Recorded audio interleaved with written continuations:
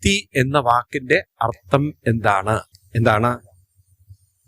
ആ വാക്കിന്റെ അർത്ഥം ഞാൻ പറഞ്ഞില്ലേ, ഓരോ അക്ഷരങ്ങൾക്കും അർത്ഥമുണ്ട്.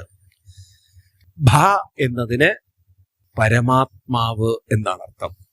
ആരാണ്? പരമാത്മാവ്. അപ്പൊ പരമാത്മാവിലുള്ള ശക്തി, ആസക്തിയാണ് ഭക്തി. ആരിലുള്ള? പരമാത്മാവിലുള്ള ആസക്തിയാണ്.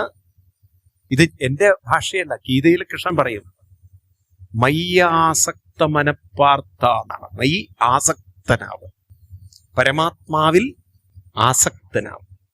അപ്പൊ അതിനെങ്ങനെയാ പരമാത്മാവിൽ ആസക്തരാവുക? അതല്ലേ അടുത്ത ചോദ്യം.